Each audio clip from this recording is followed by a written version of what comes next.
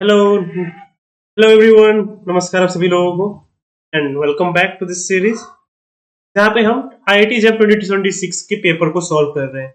तो हमने already question 1 to 30 तक कर रखा है। इस वीडियो में इस बार हम करने वाले हैं क्वेश्चन नंबर 31 से 40 तक। तो क्वेश्चन की तरफ जाए उससे पहले कुछ इन्फॉर्मेशन है। सबसे पहला इन्फॉर्मेशन है कि आप मेरे साथ कनेक्ट कर सकते हैं व्हाट्सएप ग्रुप पे, जिसका लिंक डिस्क्रिप्शन में है। और नेक्स्ट, आप कक्षास पे भी अपने प्रिपरेशन को बूस्ट कर सकते हो कक्षास के नॉर्मल थ्योरी क्लासेस के साथ, प्रैक्टिस के साथ, DPPs, past paper solutions, subject wise paper wise solutions, subject wise question papers, ये सारी मटेरियल्स के साथ अपने प्रिपरेशन को आप बूस्ट कर सकते हो। क्वेश्चंस की तरफ जाए उससे पहले एक और रिक्वेस्ट रहेगा मेरा आप लोगों से कि क्वेश्चन मेरे सॉल्यूशन देखने से पहले आप पहले एक बार क्वेश्चन को वीडियो पॉज करके हो या फिर कैसे आप एक बार ट्राई करना।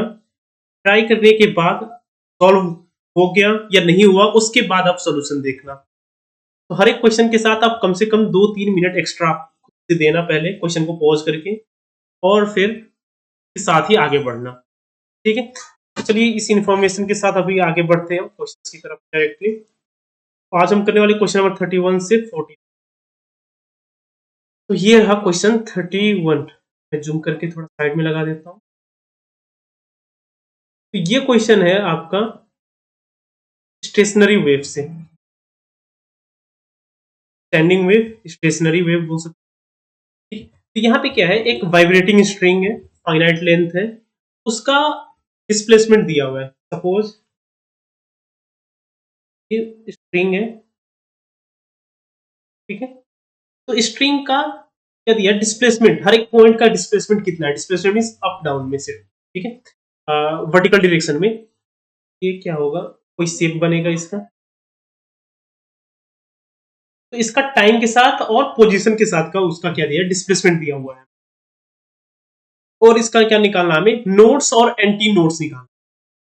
ठीक है, तो सबसे पहला मेरा ये रहेगा स्टैंडिंग वेव में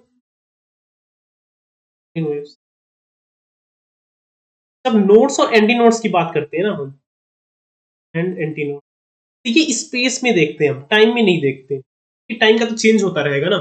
और किसी भी पॉइंट पे अगर आप देखो, जैसे यही पॉइंट है, इस पॉइंट पे अगर मिनिमम है तो टाइम के साथ वो क्या होगा, मिनिमा से मैक्सिमा ऑसिलेट होता रहेगा ना टाइम के साथ।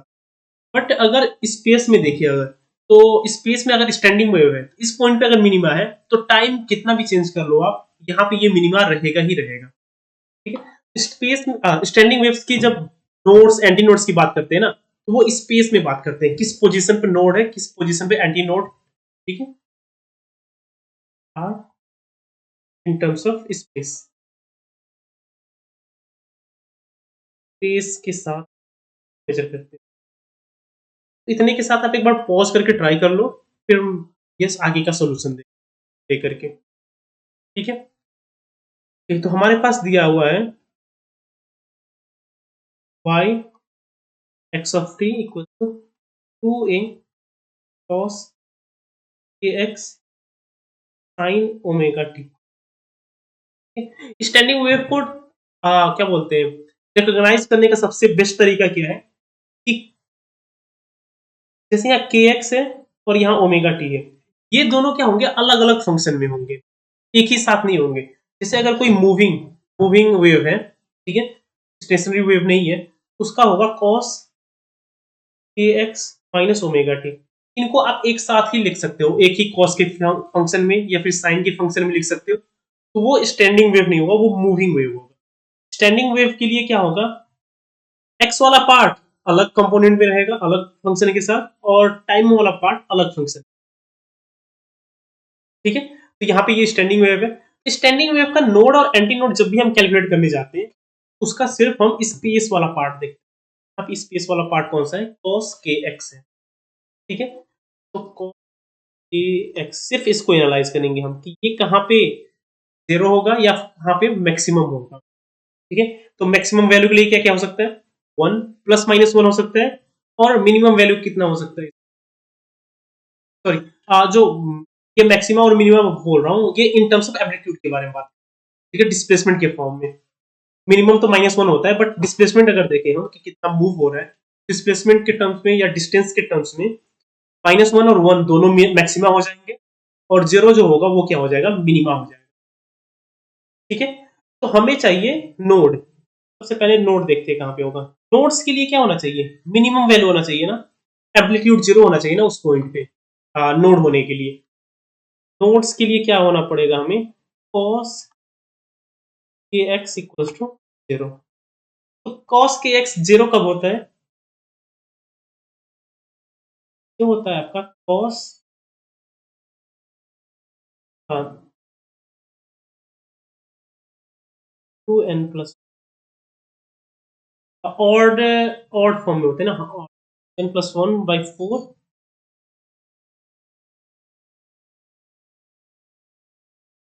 के अगर हम रिप्लेस करें, 0 रिप्लेस करोगे तो 1/4 π/4 होगा, π/4 π/2 की फॉर्म में 90 डिग्री,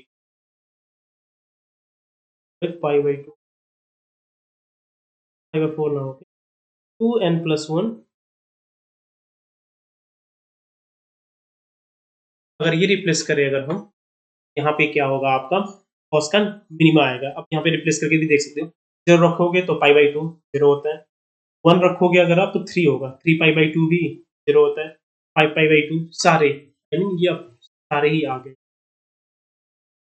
यहाँ पे हम रख सकते हैं kx equals to 2n+1/2π, k की जगह पे हम रख सकते हैं 2π/λ, 2n+1/2π। यहाँ से अगर हम देखें तो पाई कैंसिल हो जाएगा, आपका x आ जाएगा 2n+1/4 लैम्डा। ये हो गया आपका नोड, दिस इज नोड। अभी सेम एंटी नोड के लिए भी ये हो गया,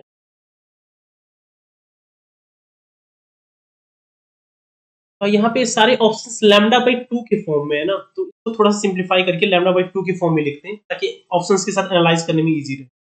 x equals to 2n+1/2 into λ/2 करते हैं, तो यहाँ पे 2 जो है इसको डिस्ट्रीब्यूट कर देते हैं, x इक्वल्स टू n+12, यहाँ पे आ गया λ/2, ठीक है।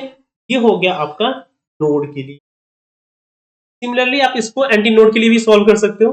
एंटी नोड के लिए क्या करना होगा आपको, cos kx को आपको मैक्सिमम वैल्यू देना होगा। तो यहाँ पे मैक्सिमम वैल्यू क्या क्या हो सकता है, +1 -1 दोनों को मैक्सिमम लेंगे, एम्पलीट्यूड के बारे में बात कर रहे हैं, तो +1 और -1 दोनों ही क्या होंगे, यहाँ पे मैक्सिमम होंगे। तो cos +1 -1 कितने में होता है, cos 0 पे 1 होता है, पाई पे -1 होता है, यहाँ पे आपका हो जाएगा n पाई, इतना रिप्लेस कर सकते हैं हम, n पाई, हाँ, तो 0 रखने से 0, 1 रखने से पाई, 2 पाई, 3 पाई, हाँ, सारे इंटीजर वैल्यूज ऑफ पाई आ जाएंगे। तो यहाँ से cos kx कितना हो जाएगा, n पाई हो जाएगा, सिर्फ सिंपलाइज, और k की जगह पे रखेंगे 2π/λ, x इक्वल्स टू n पाई, पाई और पाई कैंसिल हो जाएगा, आपका बचेगा यहाँ से x इक्वल्स टू n λ/2, ठीक है। तो ये हो गया आपका node, sorry anti node, anti node, ठीक है। तो अभी हाँ, एक और चीज में मुझे बताना था कि जैम पेपर में 31 से 40 तक ऑर्डर में भी थोड़ा चेंज भी हो सकता है कभी कभी, तो ये हर नया तरीके से, बट मोस्ट जनरली 31 से 40 तक जो क्वेश्चंस होते हैं वो आपके एमएसक्यू होते हैं। अभी एमएसक्यू का मतलब क्या होता है, यहाँ पे मल्टीपल सेलेक्ट क्वेश्चंस होते हैं, मतलब एक ऑप्शन से ज्यादा भी यहाँ पे राइट हो सकते हैं, कम से कम एक राइट होगा, एक से ज्यादा भी ऑप्शंस राइट हो सकते हैं, ठीक है। इसलिए ऐसे क्वेश्चंस में आपको थोड़ा ज्यादा टाइम लगेगा, आपको चारों के चार ऑप्शंस को एनालाइज करना पड़ेगा कि चारों राइट हो सकती है कि नहीं। जैसे पहले वाले क्वेश्चंस जो थे 1 से 30 तक, वहां पे अगर आपको फर्स्ट ऑप्शन राइट मिल गया तो बाकी तीनों को आप छोड़ सकते हो, नेगलेक्ट कर सकते हो, उसको एनालाइज करना भी नहीं पड़ेगा। अगर फर्स्ट ऑप्शन राइट है, आप श्योर हो फर्स्ट ऑप्शन राइट है, उसको टिक करके आप आगे बढ़ सकते हो। बट 31 से 40 के बीच में जो क्वेश्चन होंगे, यहाँ पे आपको question number 1, question number 2, sorry question option 1, 2, 3, 4 चारों के चार एनालाइज करने पड़ेंगे, क्योंकि एक से ज्यादा भी आपके करेक्ट हो सकते हैं।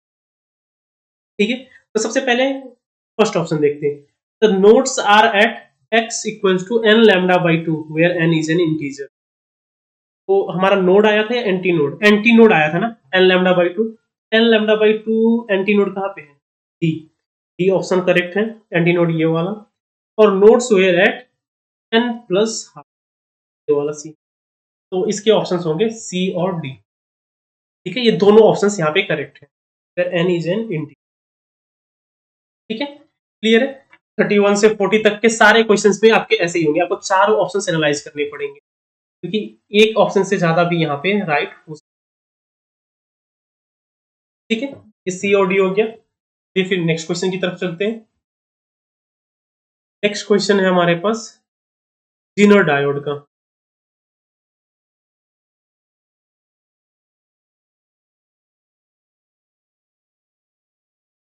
तो Zener diode, in the circuit shown in the figure, the Zener voltage VZ is 20 volt. The maximum Zener current is 60 milliampere. For what values of the input voltage Vi the Zener diode is in on state? तो Zener voltage क्या है और Zener maximum Zener current क्या है? तो voltage क्या है कि 20 वोल्ट है ना जीनर वोल्ट, तो अगर इस जीनर डायोड के अक्रॉस अगर 20 वोल्ट है, या फिर सर्किट ऐसा अरेंज कर रहे हो कि 20 वोल्ट से ज्यादा होना चाहिए था, तब भी उस जेनर डायोड के अक्रॉस क्या होगा? 20 वोल्ट ही आएगा, उससे ज्यादा नहीं होगा। ठीक है, उससे कम ही रहेगा हमेशा, सर कम नहीं, एग्जैक्टली 20 वोल्ट ही रहेगा। और इसी को ऑन स्टेट बोलते हैं। जब भी जेनर डायोड के अक्रॉस जो पोटेंशियल होगा वो 20 वोल्ट से ज्यादा हुआ, ठीक है, अगर वो 20 वोल्ट से ज्यादा हुआ तो उसी को बोलते हैं जीनर, उसको ऑन स्टेट बोलते हैं। 20 वोल्ट एग्जैक्टली उसका अगर 20 वोल्ट हुआ तो उसको बोलते हैं जीनर वोल्टेज।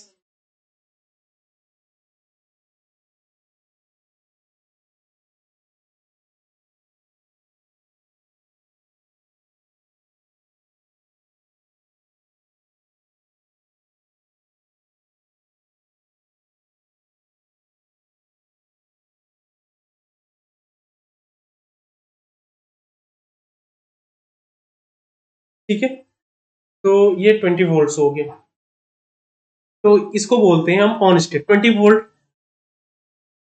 इसमें अगर 20 वोल्ट या उससे ज्यादा के अगर आ सकता है पोटेंशियल, तो उसको बोलते हैं हम 20 ऑन स्टेट।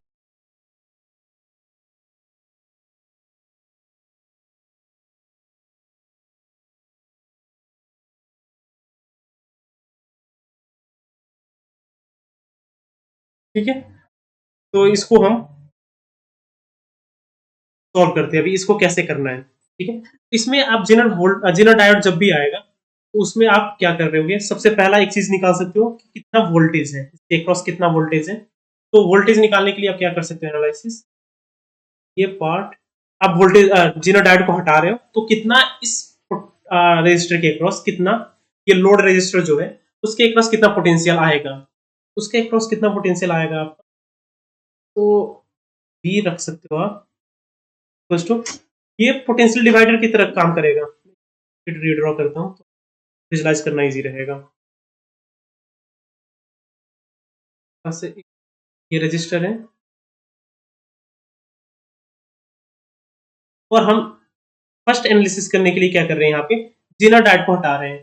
तो इस रजिस्टर के थ्रू ये आरएल जो है, आरएल के थ्रू जितना पोटेंशियल आएगा उतना ही तो आएगा ना, यहाँ पे जेनर डायोड है क्रॉस, यहाँ पे आरएल को रखते हैं, आरएल सॉरी इसके क्रॉस भी कितना होगा, पोटेंशियल ड्रॉप कितना होगा, तो V L equals to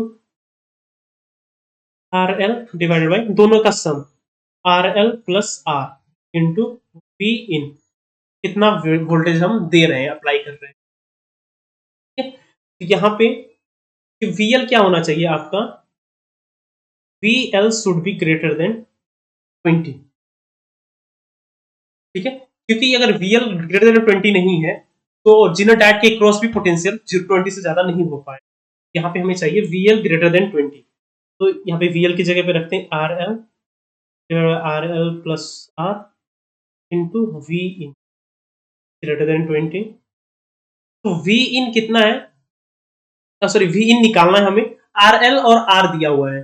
RL है हमारे पास 1.2 किलो ओम, जो हो जाएगा 1200 ओम, 1200 प्लस R कितना है, दूसरा रजिस्टर हमारे पास दिया है 220 ओम, ये हमारे पास 20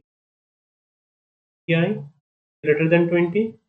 यहाँ से अगर कर दे तो V input voltage should be greater than, calculate कर सकते हैं हम, कैलकुलेटर में आएगा आपका 1200 प्लस 220, 1420 हो गया, प्लस इंटू 20, ये आ रहा है आपका 23.67 वोल्ट। इसका मतलब क्या होना चाहिए, आपका इनपुट वोल्टेज ग्रेटर देन 23.67 होना चाहिए। तो यहाँ पे देखते हैं, आपका एनालाइज करते हैं, 23 से ज्यादा, तो 23 से ज्यादा आपका आ रहा है, ये 23 से ज्यादा तो नहीं है, 23 से ज्यादा बाकी बी सी डी, ठीक है, तो ऑप्शन ए यहां से कैंसिल हो गया। ऐसे ही अब हम क्या करेंगे, मैक्सिमम करंट के साथ इसका अपर बाउंड निकालेंगे, ठीक है, कि मैक्सिमम वोल्टेज कितना होना चाहिए। तो मैक्सिमम वोल्टेज हम निकाल सकते हैं करंट के साथ। अब तो करंट कितना फ्लो होगा अभी देखते हैं यहाँ पे। तो आप देखो कि अगर ऑन स्टेट में है तो यहाँ पे 20 वोल्ट से ज्यादा होना चाहिए, तो यहाँ पे 20 वोल्ट है, तो आरएल के क्रॉस भी 20 वोल्ट ही जाएगा, ठीक है। तो अगर हम वी सर्किट को फिर से रीड्रॉ करें, यहाँ पे हमारे पास डायोड है,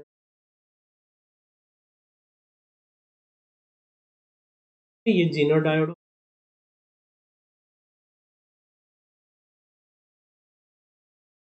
देखते हैं। अगर हम यहाँ पे वी इनपुट वी आई दे रहे हैं, ठीक है? तो वी आई इसके क्रॉस तो 20 वोल्ट ही है, क्योंकि ऑन स्टेट में है ये, तो यहाँ पे भी 20 वोल्ट ही है। तो यहाँ पे देखते हैं कि यहाँ से कुछ करंट फ्लो होगा, यहाँ पे करंट आ जाएगा, वो दो पार्ट्स में डिस्ट्रीब्यूट हो जाएगा, एक यहाँ पे जाएगा, एक I1, ये I2 हो जाएगा, और I1 plus I2 equals to I होगा, ठीक है। तो यहाँ पे क्या है हमारे पास कंडीशन, I1 जीनर के थ्रू, जीनर डायोड के थ्रू जो करंट जा रहा है वो करंट कितना होना चाहिए, मैक्सिमम, उससे कम रहना चाहिए। मैक्सिमम करंट दिया हुआ है 60 मिली एम्पियर, I1 है हमारे पास 60 मिली एम्पियर। तो अभी क्या करते हैं, अभी I1 को निकालते हैं हम in the form of input potential के फॉर्म में। तो यहाँ पे देखते हैं, तो I1 क्या हो गया, I1 ही रहने देते हैं, कि हम कैलकुलेट नहीं कर सकते। I2 कितना होगा, अब देखो तो ये 20 वोल्ट यहाँ पे इस रजिस्टर के थ्रू जा रहा है, और इसका रेजिस्टेंस है 1200 ओम, तो इस रजिस्टर के थ्रू कितना करंट जाएगा, वो तो I2 होगा ना। I2 will be equals to 20 volt divided by 1200 ohm, ठीक है। सिमिलरली I1 कितना होगा अभी, तो यहाँ पे VI था, यहाँ पे 20 वोल्ट है, तो इसके अक्रॉस पोटेंशियल डिफरेंस कितना है, V इनपुट माइनस 20 हो जाएगा ना, और इसका रेजिस्टेंस कितना है 220, ठीक है। तो यहाँ पे I1 हो जाएगा आपका V input minus 20 divide by 2 minus होगा 1 डिवाइडेड बाई,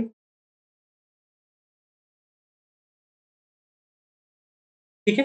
और नेक्स्ट कंडीशन क्या है हमारे पास कि I1 is less than 60 milliampere, तो अभी यहाँ पे वो सब्स्टिट्यूट कर देते हैं, तो VI minus 20 divide by 220 minus 1 by 60 is less than 60 milliampere. 60 milliampere कितना होगा, 60 इंटू की पावर माइनस, ठीक है, ऐसा यूनिट में। अभी यहाँ से अब क्या करना है हमें, VI minus 20 divide by 220 is less than 60 into 10 की पावर माइनस 3 प्लस 1 बाई 60। तो बस आपको अल्जेब्रिकली सॉल्व करना है, यहाँ से आ जाएगा आपका 3 divided by 1000 plus divided by 60 into 20 plus 20, यहाँ पे आ जाएगा आपका पूरा सॉल्व करने के बाद V I is less than 36.87। तो हमारे पास आ गया ना कि v इनपुट का अपर बाउंड भी आ गया कि 36 से कम होना चाहिए, और लोअर बाउंड आया था हमारा 23.67 से ज्यादा और 36.87 से कम। ठीक है, तो इसलिए अब हमारे पास ऑप्शन में क्या आ जाएगा अभी हम इस बाउंड के रीजन के अंदर हमारा पोटेंशियल यहाँ पे V I should be less than 36.87 और ग्रेटर देन 23.67। तो यहाँ पे एनालाइज करते हैं, 23 से 36 के बीच में एक 25 आ गया, ये करेक्ट आंसर हो गया। 35 भी आ गया, 14 नहीं आएगा, इसका करेक्ट ऑप्शन हो गया आपके बी और। ठीक है, तो जीनोटाइड पे आपको बस यही करने होते हैं, जीनोटाइड वाले क्वेश्चंस बहुत ही ज्यादा इजी होते हैं, यही कर ये दो चीजें अगर आपको अच्छे से समझ में आ गई कि उसका ऑन स्टेट में पोटेंशियल मिनिमम पोटेंशियल जो था 20 वोल्ट वो कैसे आया, और नेक्स्ट करंट मैक्सिमम से हमने कैसे कैलकुलेट किया। ठीक है, तो ये दो चीजें अगर आपको समझ में आ गई तो आप जीनोटाइड को आप कोई भी क्वेश्चंस कर सकते हो अच्छे से थोड़ा सा प्रैक्टिस करके। ठीक है, तो वही सेम रहेगा। अगर कोई डाउट हो, कुछ कंफ्यूजन हुआ हो इस क्वेश्चन में, तो आप व्हाट्सएप ग्रुप हमारे पास है ही, ज्वाइन करके आप उसमें क्वेश्चन डाल सकते हो अपना, या फिर कमेंट में भी पोस्ट कर सकते हो अपना डाउट, और मैं कमेंट में भी आंसर कर दूंगा। ठीक है, चलिए फिर नेक्स्ट क्वेश्चन में देखते हैं। ये 33 का क्वेश्चन, ये मुझे याद था, ये एग्जैक्टली मुझे इसका आंसर आई मीन ये क्वेश्चन सेम नहीं देखा था मैंने, ऐसा तो नहीं है क्वेश्चन भी सेम देखा हो। यहाँ पे ये जो फैक्ट्स पूछ रहे हैं ना, ये फैक्ट्स मुझे याद थे बुक से ही, नोट से मुझे याद थे कि F1 F2 क्या है, F3 F4 उस टाइम पे तो एग्जैक्टली याद थे, पूरी फॉर्म ही याद था, ई आर और E theta vectors, unit vectors जो है। ठीक है, तो एक बार देख लीजिए आप, फिर इसका आता हूं मैं। ठीक है, ओके, चलिए फिर कंटिन्यू करते हैं।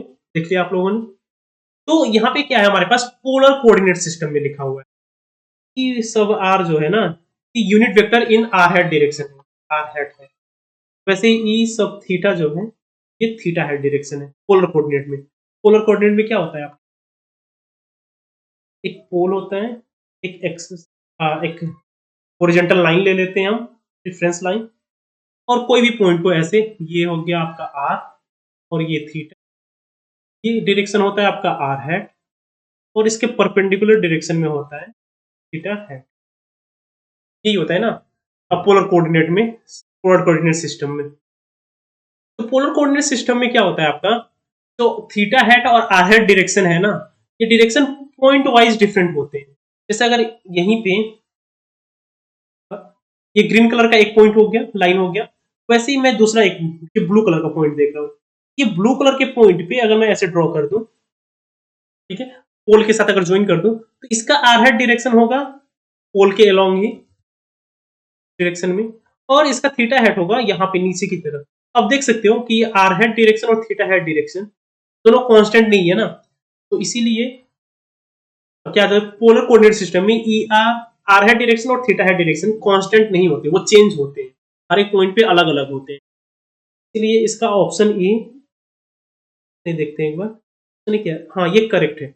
ई आर मतलब आर हेड के डायरेक्शन में और थीटा हेड के डायरेक्शन में जो यूनिट वेक्टर्स हैं, दे आर नॉट कांस्टेंट, हर एक पॉइंट पे डिफरेंट डिफरेंट।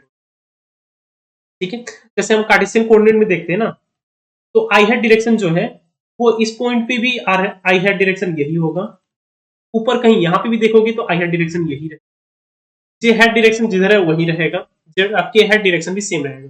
कार्टेशियन कोऑर्डिनेट में क्या होता है, आपका यूनिट वेक्टर्स चेंज नहीं होते, वो कांस्टेंट रहते पूरे पूरे स्पेस में। Spherical coordinate system, polar coordinate system, cylindrical coordinate system, इनमें क्या होती है यूनिट वेक्टर्स चेंज होते हैं, कांस्टेंट्स नहीं रहते।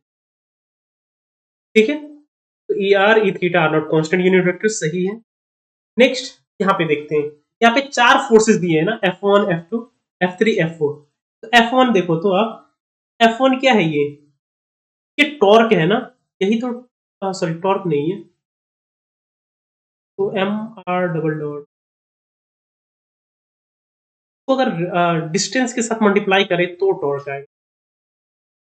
ओके, ये फोर्स है आपका, जो कोई भी सर्कुलर मोशन में कोई पार्टिकल मूव कर रहा है उसका स्पीड एक्सेलरेट कराता है ये, ठीक है, कितनी जोर से मूव कर रहा है। तो ये एक रियल फोर्स है F1। F2 जो है, ये देखो आप, F2 जो है ये सेंट्रीफ्यूगल फोर्स है, ये सेंट्रीफ्यूगल फोर्स टर्म डिफाइन होता है। और सेंट्रीफ्यूगल फोर्स क्या है, एक फिक्टिशियस, ठीक है। F3 क्या है, F3 आपका है, हम्म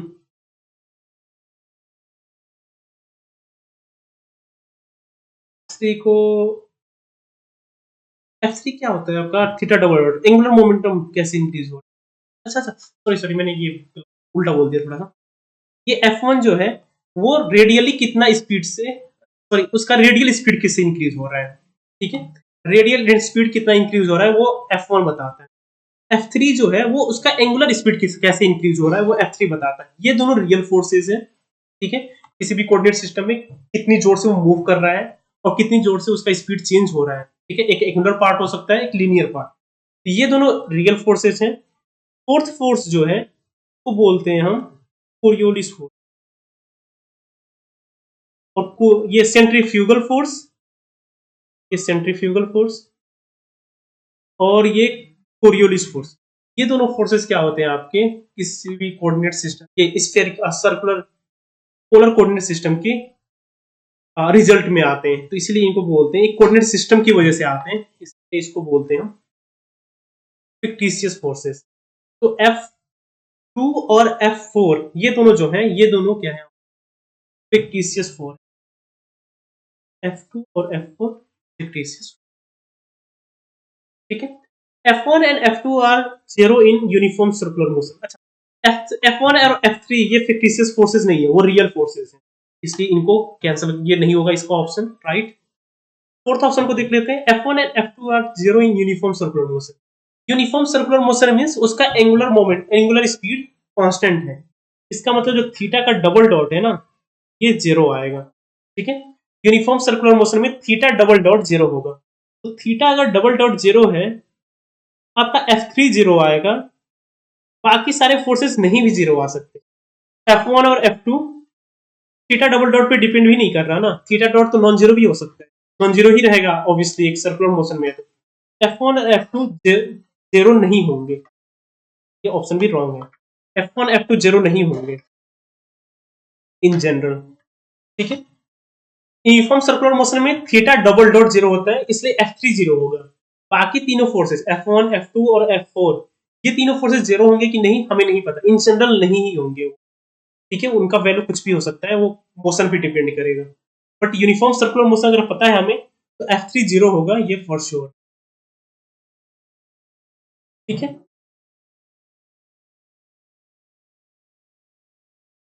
डन।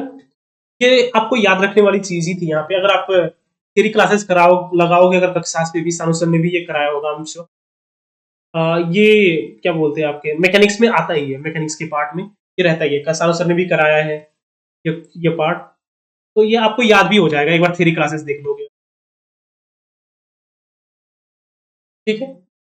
चलिए फिर आगे, 34, ये ये मैंने राइट किया था क्योंकि मैंने कोर्सेरा पे एक कोर्स कर रहा था, कोर्सेरा पे स्पेशल रिलेटिविटी का कोर्स था और वहां से मुझे याद था, तो I was feeling really good कि मैंने कोर्सेरा से वो कोर्स कर लिया। एग्जाम में मुझे बहुत अच्छा लग रहा था कि ये मैंने करेक्ट कर दिया मेरा से, आई मीन वो एक्स्ट्रा वर्क था ना, ना मैंने क्या बोलते हैं वो, ना क्लासेस के लिए इंपॉर्टेंट थे ना ये, ऐसे भी मुझे नहीं लग रहा था कि एग्जाम में ऐसे भी क्वेश्चन आ, मैंने कोर्सेरा से ऐसे बस इंटरेस्ट के लिए कर लिया था और बहुत ज्यादा हेल्प हो गया था। तो I also recommend you guys to कि आप अगर टाइम है, अभी पढ़ ही रहे हो बस, तो एक्स्ट्रा काम अगर नहीं करने पड़ते, अगर कोई कोई होते हैं एक्स्ट्रा काम करना पड़ता है तो टाइम नहीं मिलता, फिर भी अगर मिला पाओ अगर आप टाइम, तो कोर्सेरा से, फिर नेप्टल है, इनसे आप एक दो कोर्सेज कर सकते हो। It will really be helpful for your understanding, और प्लस आपकी सीवी भी स्ट्रांग होगी, क्योंकि यहाँ से आपको सर्टिफिकेट्स भी मिलते हैं।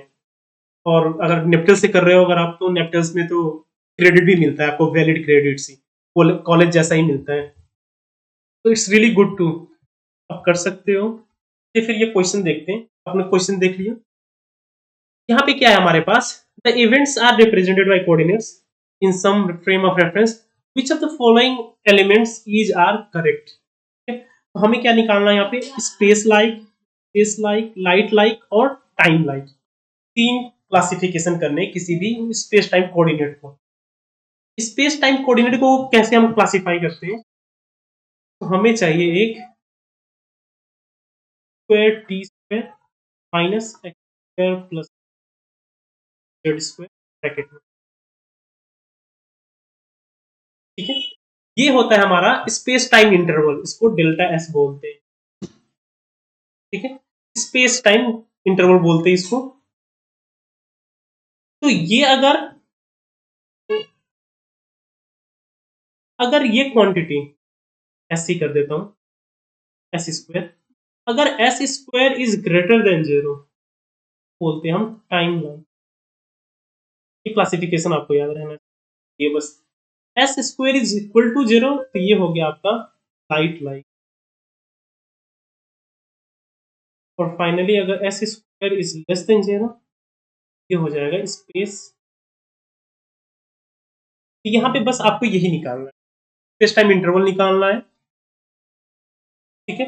और उसको कंपेयर करना है, अगर ग्रेटर देन जीरो है तो वो टाइम लाइक होगा, लेस देन जीरो है तो स्पेस लाइक, और एग्जैक्टली इक्वल टू जीरो आ गया तो उसको बोलते हैं लाइट लाइक, ठीक है।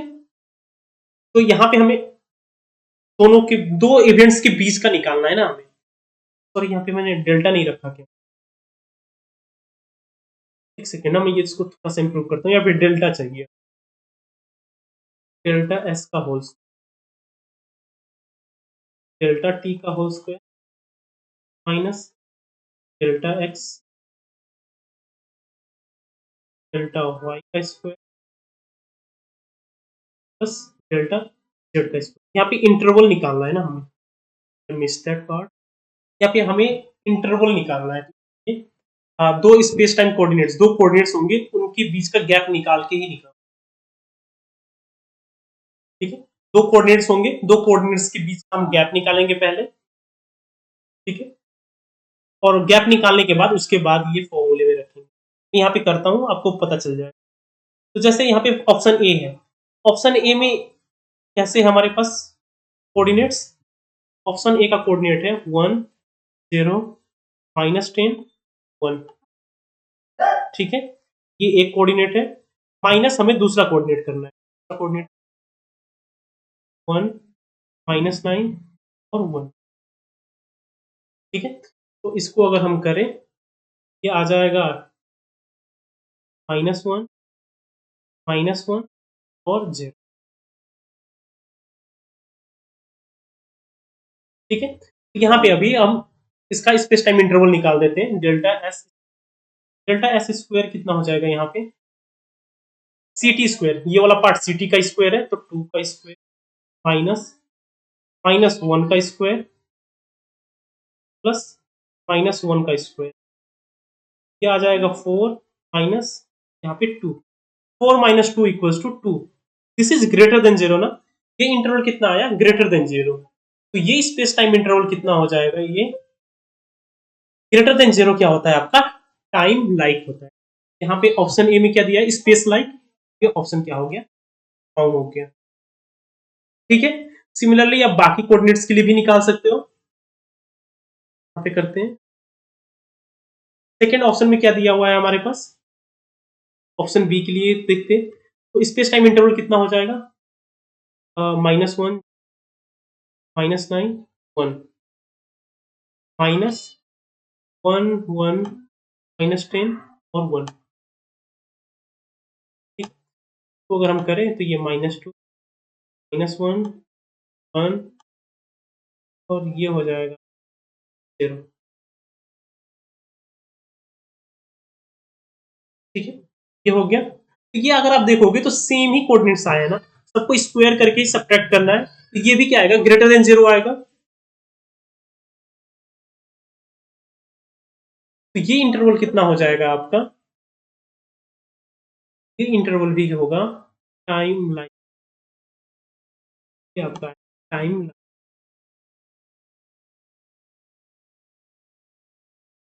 ये भी इवेंट क्या है आपका, टाइम लाइक ही।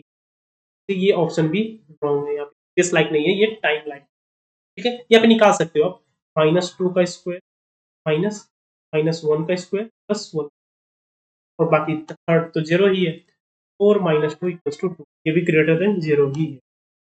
ठीक है, सिमिलरली सी के लिए निकाल सकते हो आप, करके यही कर देता हूँ, ये बी का हो गया। ये अगर आप करने जाओगे,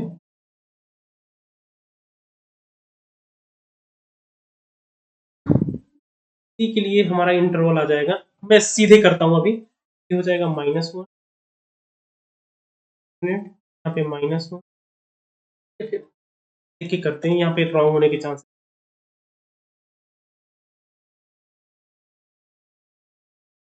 -9,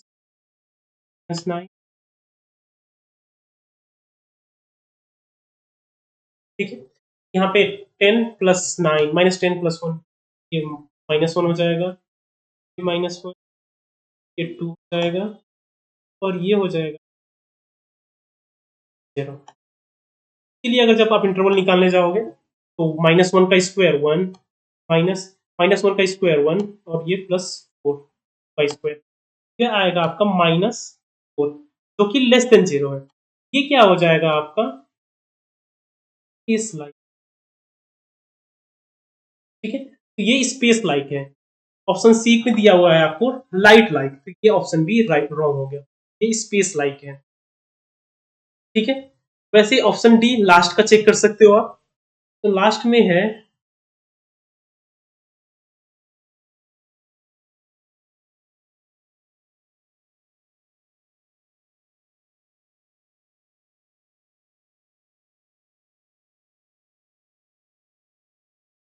9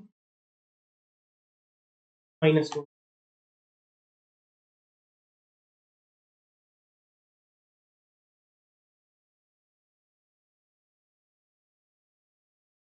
सब्ट्रैक्ट करते हैं, तो ये हो गया आपका 19, ये हो गया आपका -2, 0। ये देखते हैं, ये देखोगे अगर आप तो 19 स्क्वायर -4 प्लस, ये आएगा आपका कुछ भी आएगा, ये ग्रेटर देन 0 ही आएगा ना, कैलकुलेटर में करने की जरूरत ही नहीं है। 19 का स्क्वायर तो बहुत ही बड़ा नंबर आएगा ना, जैसे 5 घटाने से तो पॉजिटिव ही रहेगा, it won't go to negative value. तो ये क्या है, ये भी टाइम लाइक है। ठीक है, ऑप्शन देखते हैं अभी ये क्या है, events one are time like separated, तो ये ऑप्शन क्या है हमारे पास, क्योंकि ये भी टाइम लाइक ही दिया। ठीक है, इज इट डन। तो यहाँ पे क्या करता है, आपको सेपरेशन निकालना है, तो दोनों इवेंट्स का डिफरेंस निकाल दोगे आप, दोनों कोऑर्डिनेट का, फिर ये निकालोगे, स्पेस टाइम इंटरवल निकाल दोगे दोनों के बीच का। स्पेस टाइम इंटरवल का फॉर्मूला क्या है, टी डेल्टा टी का whole square minus delta X square plus delta Y square plus delta Z square. ठीक है, तो ये आएगा आपका स्पेस टाइम इंटरवल। तो अगर space time interval greater than 0 है तो वो टाइम लाइक होगा, इक्वल टू 0 है तो लाइट लाइक होगा, और लेस देन 0 है मतलब नेगेटिव नंबर आ रहा है, तो नेगेटिव में आने से वो क्या हो जाएगा, स्पेस लाइक। Okay, done. चलिए फिर नेक्स्ट क्वेश्चन।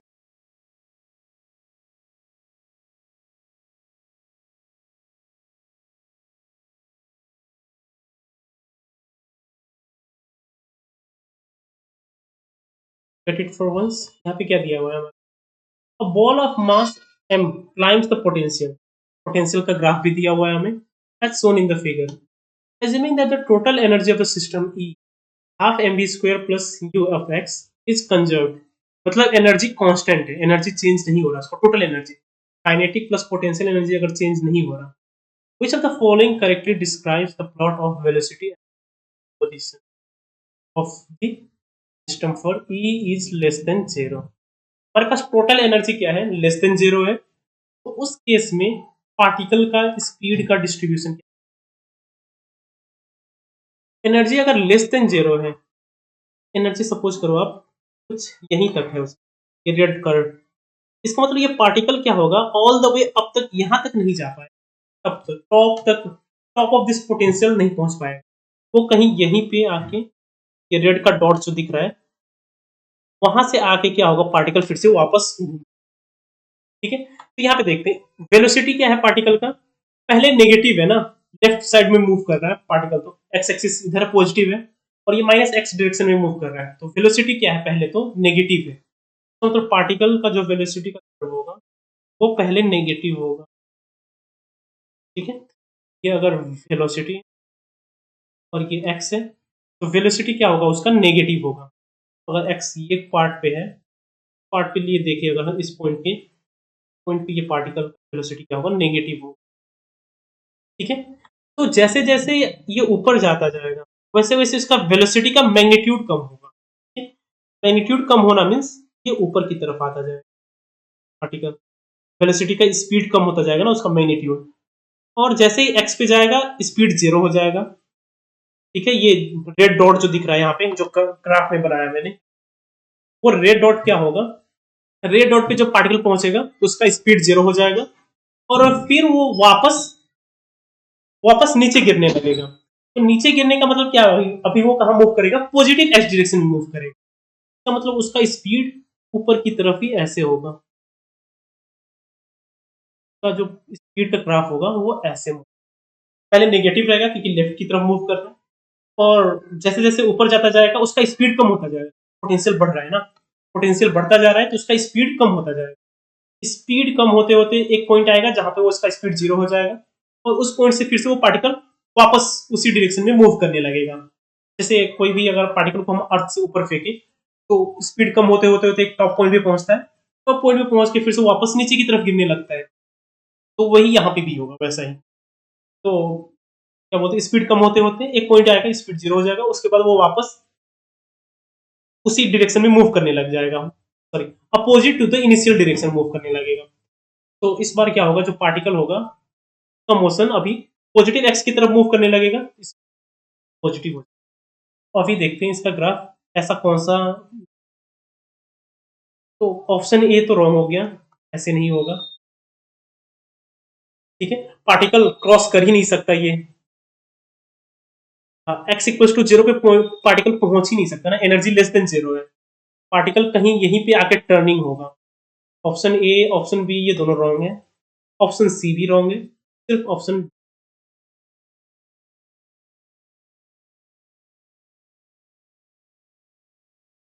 क्लियर है।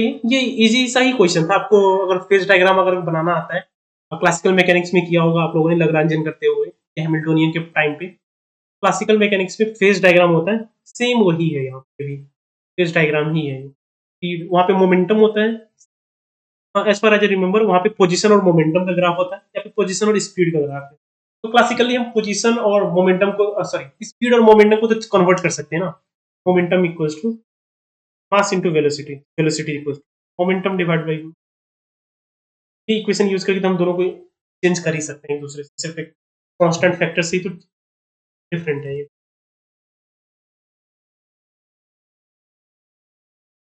ठीक है। डन, क्लियर है ये। चलिए फिर नेक्स्ट क्वेश्चन की तरफ आगे बढ़ते हैं। नेक्स्ट क्वेश्चन है हमारे पास,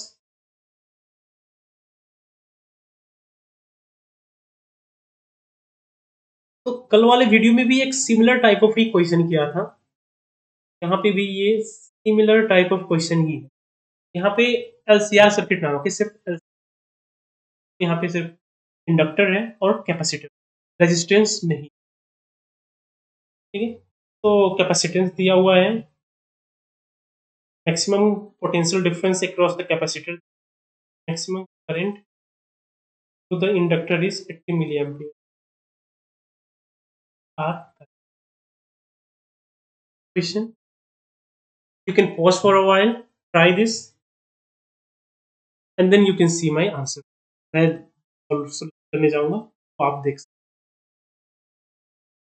ठीक,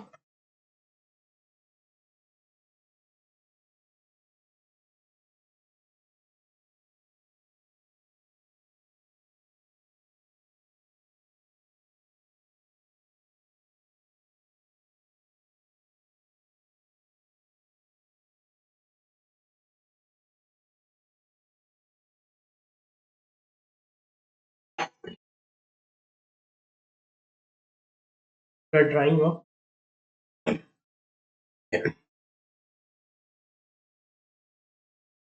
तो यहाँ पे हम ऑप्शंस देख लेते हैं पहले क्या क्या है, एक बार ऑप्शंस पढ़ने के बाद हमें the value of inductance is 2.5 millihenry, the frequency of oscillator is 3.2 hertz, the time for the charge in the to rise from 0 to the is nearly 0.157 millisecond. The maximum potential difference across the two। ठीक है, सबसे पहले यहाँ पे हमें चारों के चार ऑप्शंस को एनालाइज करना। ये एमएसक्यू है, चारों ऑप्शंस करेक्ट हो सकते हैं। ठीक है, तो सबसे पहले एक ऑसिलेटर का कंडीशन क्या होता है। ऑसिलेटर में क्या कंडीशन है, आइडियल ऑसिलेटर में, कि इंडक्टर में जितना एनर्जी स्टोर होगा सेम एनर्जी क्या होना चाहिए कैपेसिटर में, ताकि एनर्जी एक्सचेंज होता रहे कैपेसिटर से इंडक्टर में, इंडक्टर से कैपेसिटर में। कैपेसिटर में कितना एनर्जी स्टोर हो सकता है, एक्स स्क्वायर। ये हो सकता है आपका कैपेसिटर में इतना मैक्सिमम एनर्जी स्टोर हो सकता है, और इंडक्टर में कितना हो सकता है हाफ एल आई, यहाँ पे करंट कितना मैक्सिमम होगा। और ये दोनों एनर्जी क्या होनी चाहिए, इक्वल होनी चाहिए। इसका मतलब क्या है, सिंपल, कि कैपेसिटर में जितना एनर्जी स्टोर होगा उतना ही एनर्जी इंडक्टर में भी स्टोर होना चाहिए आइडियल ऑसिलेटर में, ताकि दोनों क्या हो, ऑसिलेटर का एनर्जी, सॉरी कैपेसिटर का एनर्जी इंडक्टर में आ जाए, इंडक्टर का एनर्जी कैपेसिटर में एक्सचेंज होता रह सके। ठीक है, प्रोलॉन्ग पीरियड के लिए, विदाउट एनी क्या बोलते हैं डिस्टर्बेंस या फिर डैम्पिंग, डैम्पिंग ना हो, ये सब ना हो, सर्किट रुक ना जाए, बंद ना हो, इसके लिए ये चाहिए होगा। ठीक है, ये कंडीशन इज नेसेसरी। तो यहां से अगर हम जो क्वेश्चंस में वैल्यू दिए हुए हैं कि हाफ और हाफ इंडक्टर इंडक्टेंस निकालना, ये हो जाएगा सी मैक्स। तो कैपेसिटेंस दिया हुआ हमारे पास 4 × 10⁻⁻, माइक्रोफैरेड में है। ठीक, और वैसे ही हमारे पास V max, potential across capacitor, maximum potential हमारे पास 2 वोल्ट दिया हुआ है, 2, और करंट कितना दिया हुआ है हमारे पास 80 मिली एम्पियर।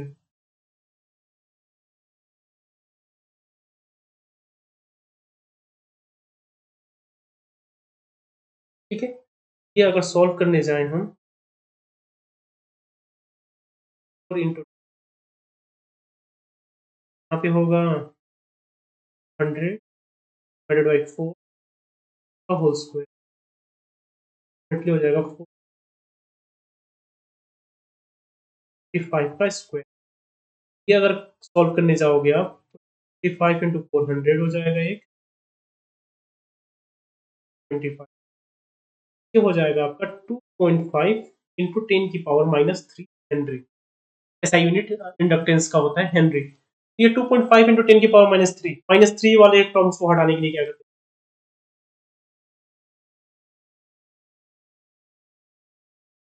ये हो गया इंडक्टेंस। ये क्या करेक्ट है इसमें,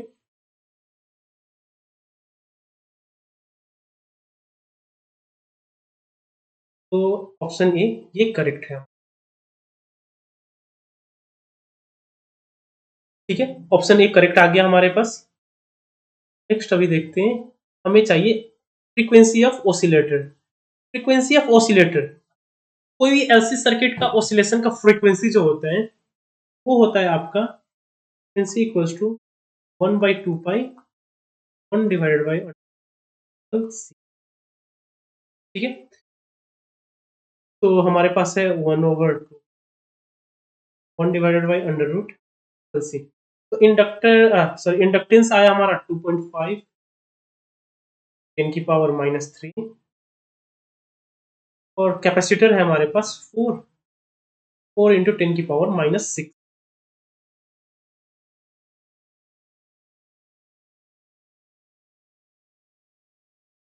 अगर हम 1 डिवाइडेड बाई 10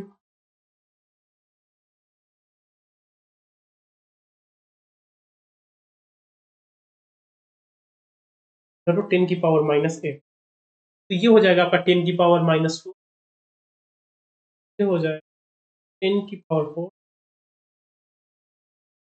ये हो जाएगा फ्रीक्वेंसी में देखते हैं एक बार फ्रीक्वेंसी किस 3.2 किलो हर्ट्ज। तो देख लेते हैं अभी कैलकुलेटर में क्या रहा है, 10⁻4 डिवाइडेड बाई 2 डिवाइडेड बाई 5, क्या आ रहा है आपका 1.59 किलो हर्ट्ज फ्रीक्वेंसी। तो ये तो नहीं आ रहा ना, 3.2 तो नहीं आ रहा, ये ऑप्शन हो गया आपका, wrong हो गया। ठीक है, ए और ए मैच हुआ, बी अभी आपका नहीं हुआ इसका करेक्ट। और नेक्स्ट हमारे पास है ऑप्शन सी। सी में क्या दिया था, time for the charge the capacitor to rise from 0 to the maximum is nearly okay. Time to charge from 0 to maximum, 0 से मैक्सिमम जाने के लिए क्या होगा, आप समझो एक कैपेसिटर है, कैपेसिटर सबसे मिनिमम एनर्जी आएगा एक, फिर उसका मैक्सिमम एनर्जी आएगा, तो वो कैसे चेंज होगा, एक पूरे टाइम पीरियड में ही तो चेंज होगा ना उसका पूरा। ओके पूरा, सॉरी सॉरी एक चीज, टाइम ऐसे होगा, एक कैपेसिटर है, कैपेसिटर में क्या होगा, अगर आप इनिशियली जीरो चार्ज है यहाँ पे चार्ज रखते हैं उसके टाइम, तो ये जीरो चार्ज है, फिर इंक्रीज होकर मैक्सिमम तक जाएगा, फिर डिक्रीज होगा मिनिमम आएगा जीरो होगा, फिर अपोजिट डायरेक्शन में फिर चार्ज होगा, फिर ऐसे जाके फिर जीरो होगा। तो ये टोटल जो है ये क्या होगा आपका टाइम पीरियड है ना, ये टोटल क्या है टाइम पीरियड है। तो हमें चाहिए कि जीरो से मैक्सिमम जाए, मैक्सिमम जाने के लिए क्या होना पड़ेगा, ये पार्ट तक ही है ना सिर्फ में, तो ये पूरा का पूरा टाइम कितना होगा T/4 होगा ना। तो हमने फ्रीक्वेंसी पहले ही निकाल रखा है, फ्रीक्वेंसी से हम टाइम पीरियड निकाल सकते हैं, टाइम पीरियड इज इक्वल 1/फ्रीक्वेंसी, और हमें जीरो से मैक्सिमम चार्ज होने के लिए टाइम पीरियड, टाइम जो चाहिए वो होगा टाइम पीरियड का 1/4, 4 से डिवाइड करना होगा हमें बस, क्योंकि पूरे टाइम पीरियड में क्या होगा, वो जीरो से मैक्सिमम जाएगा, फिर जीरो आएगा, फिर नेगेटिव डायरेक्शन में मैक्सिमम होगा, फिर जीरो आएगा, ये पूरा का पूरा एक कंप्लीट साइकिल हुआ। बट हमें चाहिए जीरो से सिर्फ मैक्सिमम होने के लिए कितना टाइम लगेगा, जीरो से मैक्सिमम होने के लिए टाइम कितना होगा, भाई 4 हो जाएगा, टाइम पीरियड निकाल देते हैं 1.59 और 3, तो टाइम पीरियड आ जाएगा आपका कैलकुलेटर में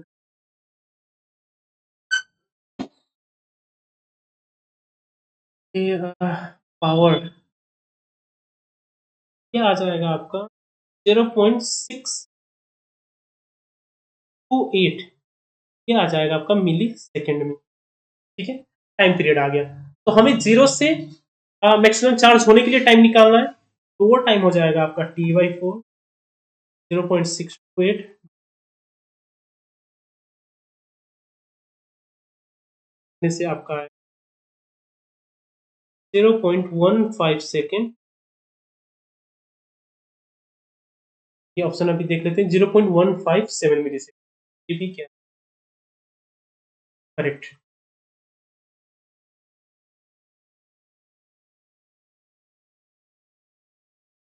ठीक है, is correct, is this good, understood. तो हमें चाहिए अब लास्ट का एक ऑप्शन एनालाइज करना है। चलिए, तो अब देखिए ऑसिलेटर है, तो ऑसिलेटर में अगर कैपेसिटर में 2 वोल्ट मैक्सिमम पोटेंशियल जा रहा है, आप सोचो एक बार, तो 2 वोल्ट मैक्सिमम पोटेंशियल जा रहा है, जब वो मैक्सिमम चार्ज होगा। तो जब मिनिमम चार्ज होगा तो वही 2 वोल्ट उसका क्या होगा, इंडक्टर में आएगा ना, वही तो वो मैक्सिमम जितना वो स्टोर कर सकता है उतना ही तो वो दे पाएगा ना इंडक्टर। तो मतलब इंडक्टर का भी जो मैक्सिमम पोटेंशियल होगा वो भी 2 वोल्ट ही होगा, 2 वोल्ट ही है ना। कैपेसिटर का अगर 2 वोल्ट है तो इंडक्टर में भी क्या होगा, 2 वोल्ट ही मैक्सिमम पोटेंशियल जाएगा। ठीक है, तो इसके लिए हमारा ए, सी और डी तीन ऑप्शन राइट हुए। बी क्या है यहाँ पे रॉन्ग है। ओके, देन ये फिर नेक्स्ट देखते हैं हमारे।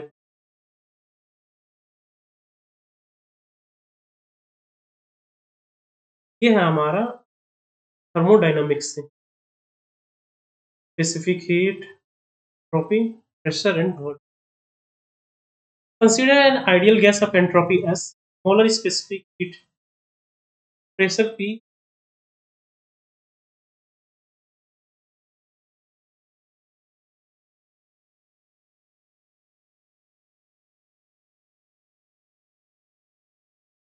एक बार देखिए आप।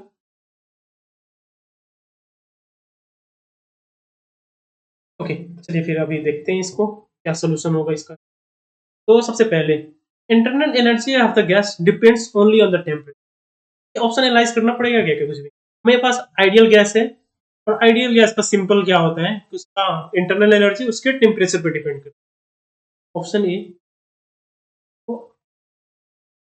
आई मीन पूरा ऑब्वियसली ही राइट है वो तो कुछ बोलना ही नहीं है। किसी भी आइडियल गैस का उसका इंटरनल एनर्जी उसकी सिर्फ टेम्परेचर पे डिपेंड करता है। रियल गैसेस का इंटरनल एनर्जी उसके वॉल्यूम और टेम्परेचर दोनों पे डिपेंड करता है। ठीक है, ये डिफरेंस हमेशा याद रखना आपकी, आइडियल गैस का हमेशा इंटरनल एनर्जी सिर्फ टेम्परेचर पे डिपेंड करता है। नेक्स्ट सेकेंड ऑप्शन देखते हैं। सेकेंड ऑप्शन में एंट्रोपी क्या होता है, entropy is equal to I T. Q क्या होता है आपका, बस तो लिख सकते हो आप C P.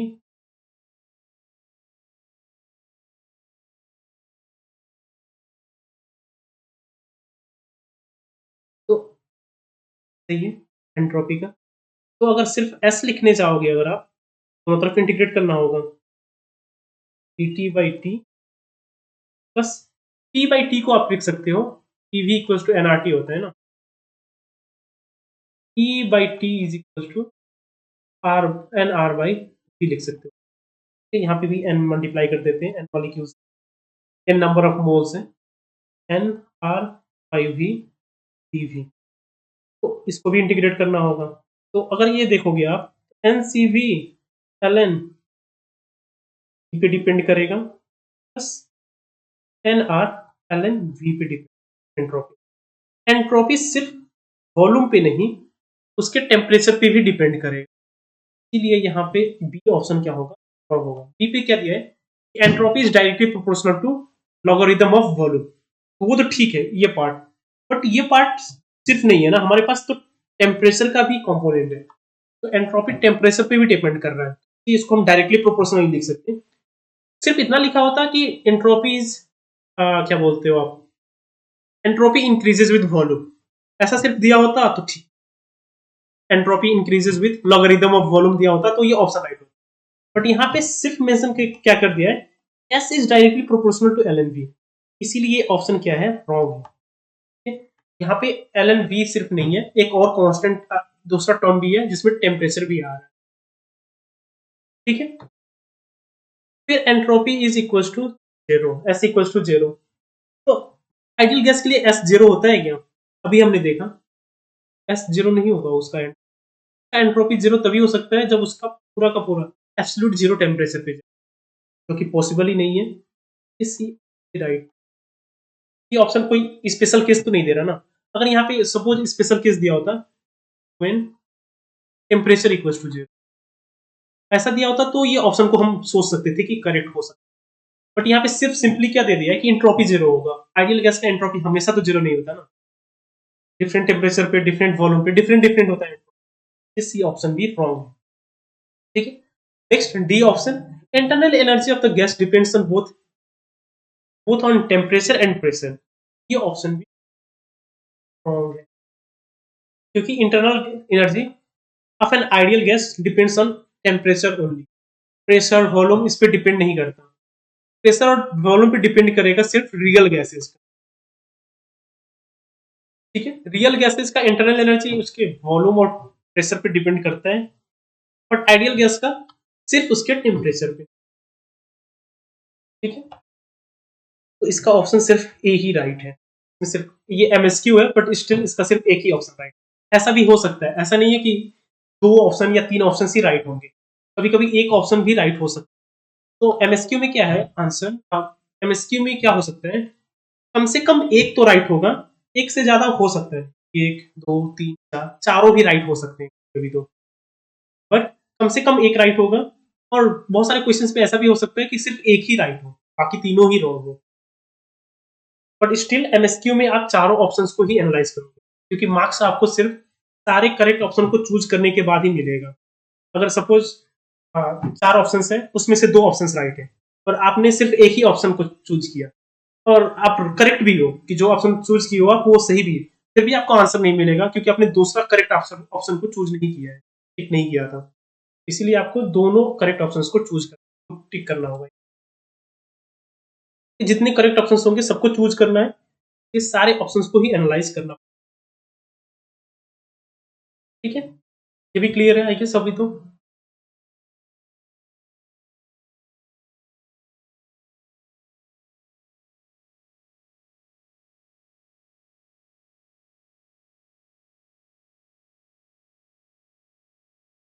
Next option, next question को देखते हैं।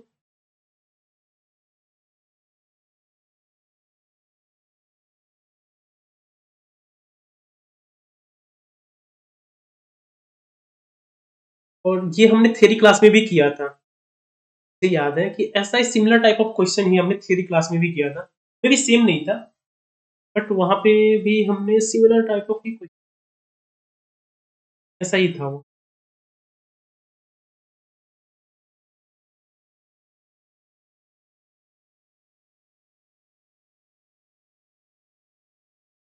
पर देखिए आप इसको solve.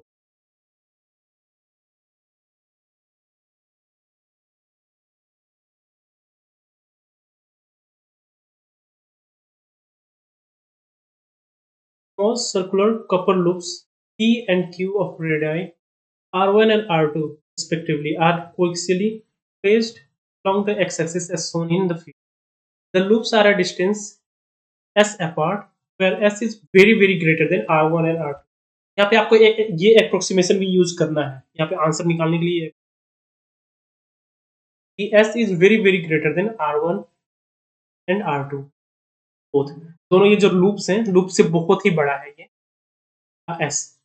The loop Q carrying a current,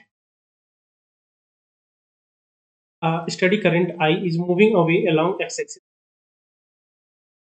Which of the following statements are correct?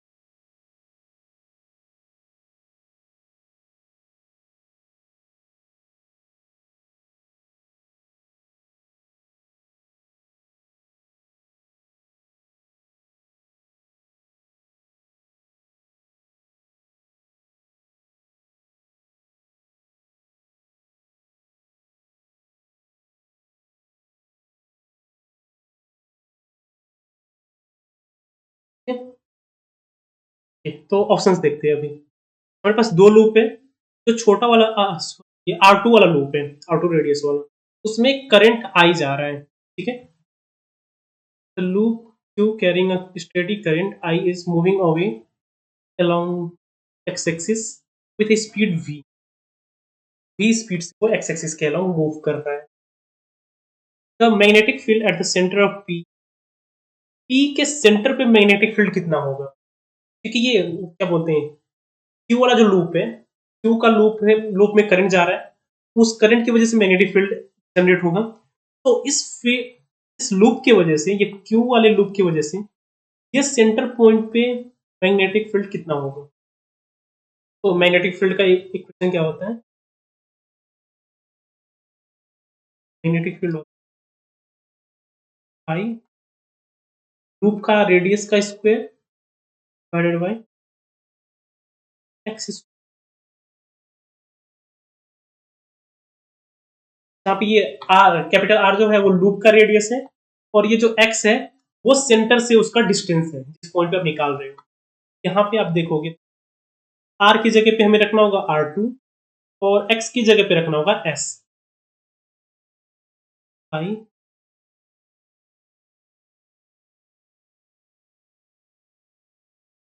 S square plus R2 का स्क्वायर, ये R2 है, और 3 बाई। तो हमें नेक्स्ट अप्रोक्सीमेशन इसमें क्या यूज करना है, S is very very larger than, S very greater than R2।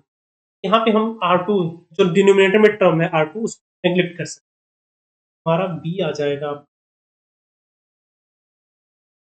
R2 का square divided by 2 S cube हो जाएगा। तो इसलिए हमारा जो मैग्नेटिक फील्ड है वो will be proportional to 1 by, ठीक है। तो magnetic field at the centre, magnetic field through the loop, ठीक है, at the centre of P के सेंटर पे magnetic field will be proportional to S. Option 1।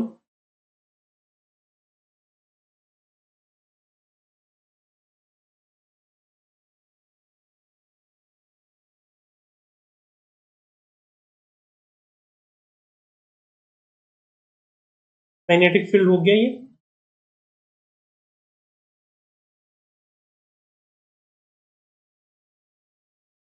और सिमिलरली हमारे पास है नेक्स्ट, हमें मैग्नेटिक फ्लक्स भी निकालना है। तो मैग्नेटिक फ्लक्स क्या होगा, मैग्नेटिक फ्लक्स किस पे डिपेंड करेगा, मैग्नेटिक फ्लक्स डिपेंड करेगा आपके सॉरी मैग्नेटिक फील्ड स्ट्रेंथ पे, और वो लूप जो है लूप के एरिया पे डिपेंड करेगा ना। यहाँ पे मैग्नेटिक फ्लक्स अगर पाई लिखें तो इट विल टाइम्स एरिया, ठीक है। तो बी तो अप्रोक्सीमेटली बहुत ज्यादा डिस्टेंस दूर है, पूरे लूप में ही हम एज्यूम कर सकते हैं ना कि मैग्नेटिक फील्ड क्या होगा, कांस्टेंट होगा। मैग्नेटिक फील्ड कितना होगा, mu not I R squared by S cube. थोड़ा सा डिफरेंट होगा, बट क्योंकि ये एस का जो डिस्टेंस है दोनों के बीच का जो गैप है, गैप को हम एज्यूम कर रहे हैं कि बहुत ही बड़ा है ना, बहुत ही बड़ा गैप होने से आप क्या एज्यूम कर सकते हो, वो सर्कल जो है लूप है, लूप के थ्रू ही पूरा मैग्नेटिक फील्ड क्या है, नियरली कांस्टेंट, ठीक है। ये हो गया इनटू एरिया, एरिया क्या होगा पाई वन का स्क्वायर, ये भी क्या आ रहा है mu naught pi I R1 square R2 divided by 2 S cube. तो फ्लक्स भी क्या आ रहा है, एस क्यूब के ही प्रोपोर्शनल आ रहा है ना, 1/s क्यूब। बी तो बी ऑप्शन बी रॉन्ग है इस वजह से, 1/s स्क्वायर नहीं है, क्यूब के फॉर्म,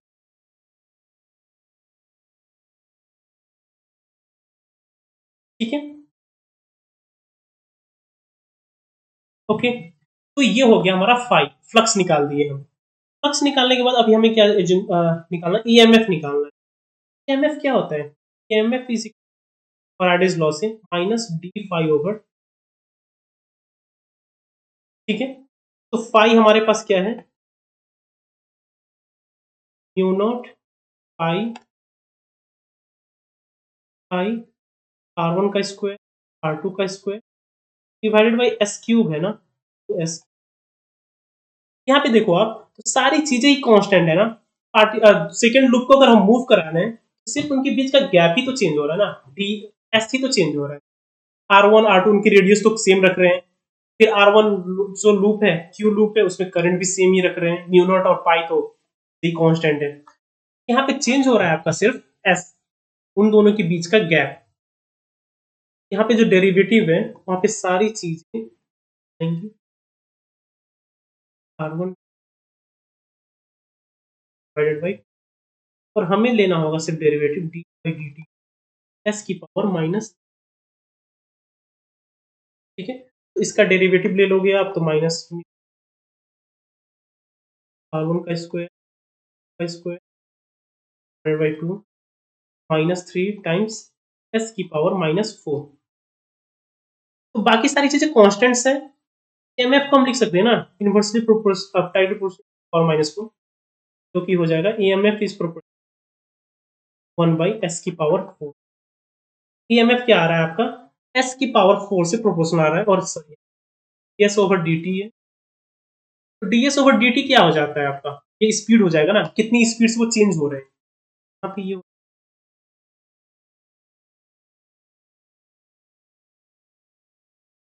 तो स्पीड के साथ ऐसे डिपेंड कर रहे हैं। तो EMF is proportional to speed के साथ, ठीक है, ये दो प्रोपोर्शनलिटी। तो ऑप्शन देख लेते हैं। तो EMF induced in the loop is proportional to S 1/s की पावर, करेक्ट है। डी ऑप्शन में वी स्क्वायर बोल रहा है, बट हमारा तो सिर्फ वी आया है ना, स्पीड के साथ डायरेक्टली प्रोपोर्शनल है, स्क्वायर नहीं है टर्म। ऑप्शन यहाँ पे भी अगर आप देखो तो सिर्फ सी ऑप्शन ही राइट आया। तो ऐसा हो सकता है एमएसक्यू में भी सिर्फ एक ही ऑप्शन राइट हो सकता है, बट कम से कम एक राइट होगा, एक से ज्यादा जितना भी हो सकता है, यहाँ पे एक ऑप्शन ही राइट होगा, ठीक है, डन, समझ में आ गया। कोई भी डाउट होने से आप स्क्रीनशॉट लेके ग्रुप में डाल देना, व्हाट्सएप ग्रुप में हमारे, या फिर आप यूट्यूब के कमेंट में भी डाल सकते हो, विच एवर सूट्स यू, जो भी आपको इजी लगे वहां पे आप अपने डाउट्स डाल सकते हो, ठीक है। ये फिर आगे क्वेश्चन,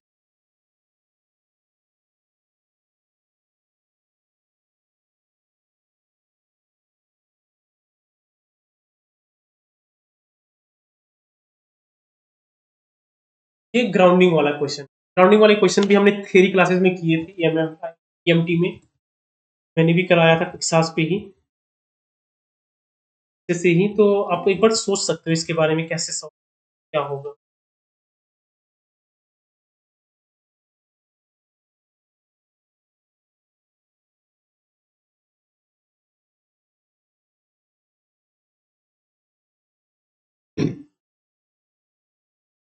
आदत नहीं इतनी ज्यादा बोलने की।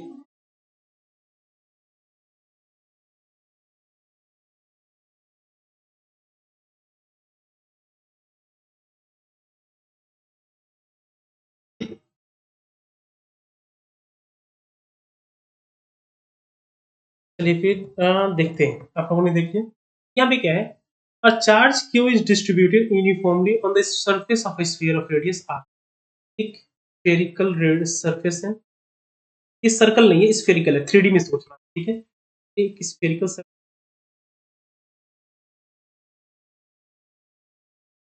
तो इस स्फीयर पे पूरे सरफेस पे ही चार्ज क्यों distributed, it is placed inside a concentric conducting hollow sphere, ठीक है। एक और हॉलो स्फीयर है बाहर, ब्लू कलर का स्फीयर है यहाँ पे, ये हॉलो स्फीयर है, इसका रेडियस कितना है, 2r है। तो नेक्स्ट क्या किया, the outer sphere is earth, ये बाहर का जो स्फीयर है इसको अर्थिंग किया। अर्थिंग करने का मतलब क्या है कि आउटर स्फीयर का जो पूरा सरफेस है उस पर पोटेंशियल कितना होगा, v इज आउटर सरफेस, ठीक है। तो विच of the following statements is, first option देखते हैं, the charge on the inner surface of the outer sphere is minus. तो यहाँ पे ये स्फीयर क्या हुआ है, बाहर का स्फीयर ग्राउंडेड है, तो वहां उस सरफेस पे क्या होना चाहिए, पोटेंशियल जीरो होना चाहिए। पोटेंशियल जीरो कैसे होगा, आप देखो अगर, तो इनसाइड में जो ऑरेंज कलर का स्फीयर है इसकी वजह से कुछ पोटेंशियल जनरेट होगा ना, वो पोटेंशियल कितना होगा, A Q divided by small R पे डिपेंड करता है, ऐसे इनवर्सली। इसको अगर रखते हैं तो क्योंकि हम ब्लू स्फीयर पे निकाल रहे हैं, तो ब्लू स्फीयर का रेडियस कितना है, 2r है, तो ये इतना पोटेंशियल आ रहा है ऑरेंज कलर के स्फीयर की वजह से, ये बाहर की स्फीयर पे। बट बाहर की स्फीयर हमने ग्राउंड कर रखा है, तो पोटेंशियल जीरो होना चाहिए। पोटेंशियल जीरो कैसे होगा, उस सरफेस पे ये ब्लू कलर की स्फीयर पे क्या होगा, इंड्यूस्ड चार्ज आएगा। इंड्यूस्ड चार्ज को स्मॉल क्यू मानते हैं, स्मॉल क्यू की वजह से जो पोटेंशियल जनरेट होगा, potential will K small Q divided by R, यहाँ आर की जगह पे फिर से क्या रखेंगे, 2r। तो ये दोनों पोटेंशियल क्या होने चाहिए, जोड़ने के बाद जीरो होने चाहिए ना, उस सरफेस पे हमने ग्राउंड कर रखा है, तो ये पोटेंशियल जीरो होना चाहिए। तो वी नेट क्या होना चाहिए आपका? जीरो। वी नेट क्या होगा? K capital Q divide by 2 R plus K small Q will be zero. यहाँ से आप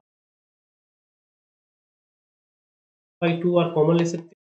capital Q plus small Q, ये this implies small Q equals to minus capital. तो मतलब जो इंड्यूस्ड चार्ज होगा वो कितना होगा? माइनस।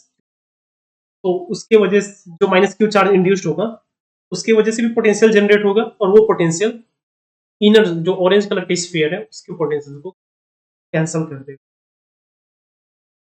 है। तो आउटर सरफेस है, आउटर स्फीयर है सॉरी, उसकी इनर सरफेस पे क्या होगा? एक चार्ज इंड्यूस होगा, वो चार्ज कितना आपका? ये ऑप्शन ठीक है। नेक्स्ट क्वेश्चन, नेक्स्ट ऑप्शन है the flux through a closed surface through the material of the outer surface outer sphere is by epsilon not. तो ये देखते हैं अभी। तो आप देखो कि ये जो बाहर का सेल है ना, बाहर का ब्लू कलर का, वो मटेरियल कुछ थिक होगा, उसके मटेरियल के अंदर ही एक स्फीयर बनाए हम, पूरा स्फीयर उसके मटेरियल के अंदर ही है। तो ऐसा होगा कि उसका बाहर का स्फीयर जो है वो बाहर का सरफेस वो बाहर निकल जाएगा, उसके अंदर जो आएगा सिर्फ इनर सरफेस ही आएगा। ठीक है, जो हम ये गॉसियन सरफेस ड्रॉ कर रहे हैं पी के लिए, एक क्लोज सरफेस ड्रॉ कर रहे हैं, उसके अंदर सिर्फ इनर सरफेस आएगा, आउटर सरफेस बाहर रहेगा। अब देखो इनसाइड में एक प्लस क्यू चार्ज है, यहाँ पे क्यू चार्ज है, और ये इनर सरफेस पे माइनस क्यू चार्ज। इसका मतलब ये जो क्लोज सरफेस लेंगे हम, उसके पूरे इनसाइड में टोटल चार्ज कितना हो जाएगा? क्यू माइनस क्यू क्या हो जाएगा? जीरो हो जाएगा। तो मतलब उस सरफेस के थ्रू जो फ्लक्स होगा वो फ्लक्स क्या आएगा? जीरो आएगा, क्योंकि चार्ज है ही नहीं, नेट चार्ज जीरो आ रहा है ना। क्यू चार्ज है और माइनस क्यू क्या हो रहा है? उस पर इंड्यूस हो रहा है, दोनों का नेट चार्ज क्या आ जाएगा? जीरो। तो जीरो की वजह से तो फ्लक्स होगा, फ्लक्स भी क्या हो जाएगा? जीरो हो जाएगा। ये ऑप्शन बी रॉन्ग है। फ्लक्स आपको पता होगा ना, इलेक्ट्रिक फ्लक्स क्या होता है आपका? इनक्लोज्ड बाय, तो क्यू इनक्लोज्ड यहाँ पे जीरो है, नेट चार्ज जीरो है, flux be colour. The charge on the outer surface of the outer sphere is zero. Outer surface के आउटर स्फीयर पे चार्ज कितना होगा? आप देखो कि ये आउटर सरफेस क्या है? ग्राउंडेड है, तो मतलब पूरे बाहर क्या होगा? अभी ये बाहर के जो स्पेस है सारी जगहों पे क्या होना चाहिए? अभी पोटेंशियल जीरो होना चाहिए। Potential zero means electric field भी जीरो होना चाहिए। अभी वो इलेक्ट्रिक फील्ड जीरो कब होगा? जब ये आउटर सरफेस पे चार्ज क्या हो? इंड्यूस चार्ज जीरो रहे, आउटर सरफेस पे कोई चार्ज नहीं इंड्यूस होना। क्योंकि देखो आप अंदर चार्ज क्यू है, और फिर इनर सरफेस पे माइनस क्यू चार्ज है, दोनों कैंसिल हो जाएंगे, जीरो हो गया। और अगर आउटर सरफेस पे कुछ चार्ज अगर इंड्यूस हो गया तो नेट चार्ज वहां पे कुछ तो रह जाएगा ना। तो हमें नेट चार्ज नहीं चाहिए कोई भी, नेट चार्ज क्या होना चाहिए? जीरो होना चाहिए, क्योंकि हमने ग्राउंड कर रखा है। नेट चार्ज अगर जीरो है आउटर सरफेस के बाहर, outer sorry net charge zero होने के लिए क्या करना होगा? आउटर सरफेस पे चार्ज क्या जीरो होना चाहिए। करेक्ट, ठीक है। The potential at a distance, radial distance R between the two spheres R greater than capital R is less than 2R is 1 by 4 by epsilon naught। तो अभी देखते हैं, ये ऑरेंज कलर स्फीयर, ये ऑरेंज कलर का sphere है, ये blue colour का स्फीयर। तो इन दोनों के बीच में पोटेंशियल कितना होगा? ये किसी किसी पॉइंट पे येलो कलर का पॉइंट लेते हैं हम, इस पॉइंट पे पोटेंशियल कितना होगा? ठीक है, इस पॉइंट पे पोटेंशियल होगा आपका V is equal to, orange colour का चार्ज कितना है? क्यू है, तो K Q divided by small R, अगर डिस्टेंस आर है, ठीक है, प्लस के, ये ब्लू कलर पे क्या है? ब्लू वाला स्फीयर पे क्या है? माइनस क्यू चार्ज है, minus Q divided by R, ये 2R होगा ना। कोई भी हॉलो स्फीयर होता है, हमने ये EMT में कर रखा है, कोई भी हॉलो स्फीयर है उसके इनसाइड में पोटेंशियल क्या होता है? कांस्टेंट होता है, और वो पोटेंशियल कितना होगा?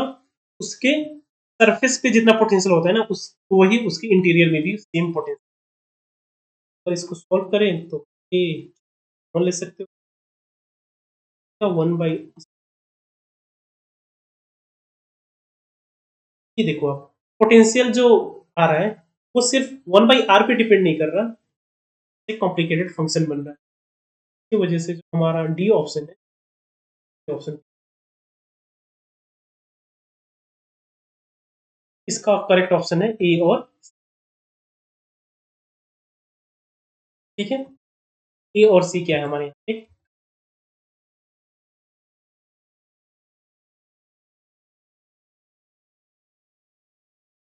Clear everyone. ईएमटी के हमने थ्योरी क्लासेस में ये कर रखा है कि कोई भी स्फेरिकल सेल है, उसकी इंटीरियर में जो पोटेंशियल होता है ना, वो पोटेंशियल उसके सरफेस पे जितना होता है वही रहता है, ठीक है। इसलिए ब्लू कलर का जो पोटेंशियल होगा, ब्लू कलर वाले पे जो इंड्यूस चार्ज है, उसकी वजह से जो इंटीरियर में पोटेंशियल आएगा ना, वो -KQ/2R ही आएगा, कैपिटल आर। और वो जो इंटीरियर वाला ऑरेंज कलर का चार्ज है, उसकी वजह से जो चार्ज हो पोटेंशियल होगा, वो डिस्टेंस पे डिपेंड करेगा, वो कांस्टेंट, जितना ज्यादा दूर लेके जाओगे आप उतना ही ज्यादा वो कम होने लगेगा, स्मॉल आर पे डिपेंड, तो वो पॉइंट कितना दूर है उस पर डिपेंड करेगा, वो स्फीयर की रेडियस पे डिपेंड नहीं करेगा,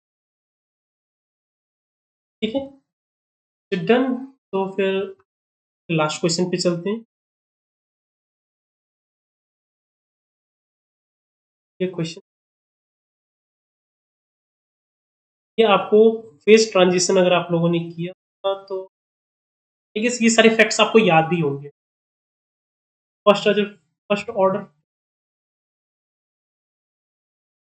और आई बिलीव ये आपको याद भी रहना चाहिए, इट्स रियली इंपॉर्टेंट। ये वाले क्वेश्चंस बहुत ही अच्छे से और सिंपल ही आते हैं ऐसे, अगर आपको फैक्ट्स अच्छे से याद है तो आप बस 10 सेकंड में ही कर सकते हो ऐसे क्वेश्चन, बट नहीं याद है फिर तो।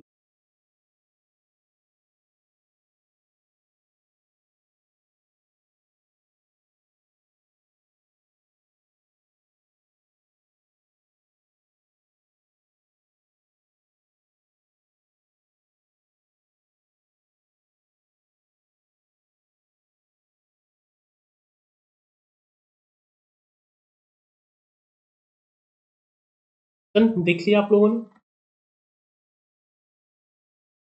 यस वेल,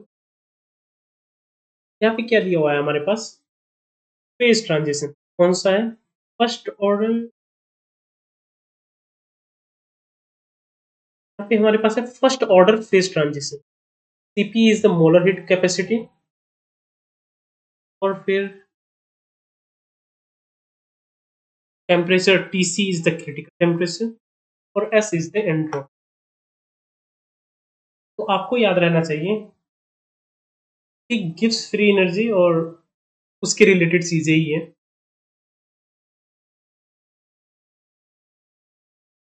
तो हमारे पास क्या है,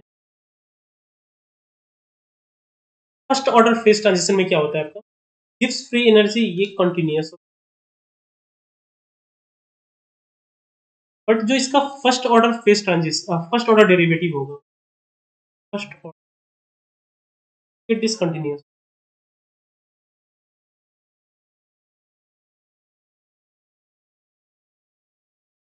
ऑफ जी, जी क्या है हमारा, गिब्स फ्री एनर्जी डिसकंटिन्यूअस,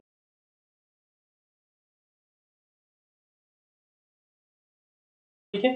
तो इसमें क्या क्या आएगा अभी, at the transition point CP क्या है आपका, P is specific heat capacity. तो स्पेसिफिक हीट क्या होता है, गिब्स फ्री एनर्जी का सेकेंड ऑर्डर डेरिवेटिव है। आप इसका, मैं कैसे याद करता हूँ फर्स्ट ऑर्डर और सेकेंड ऑर्डर का, फर्स्ट ऑर्डर का मुझे एग्जांपल याद है, फर्स्ट ऑर्डर फेज ट्रांजिशन में आता है आपका water to gas, water to water vapour, ये जो चेंज है ना, इसको ये फर्स्ट ऑर्डर में आता है। और सेकेंड ऑर्डर में हमारा क्या आता है, पैरामैग्नेटिक से,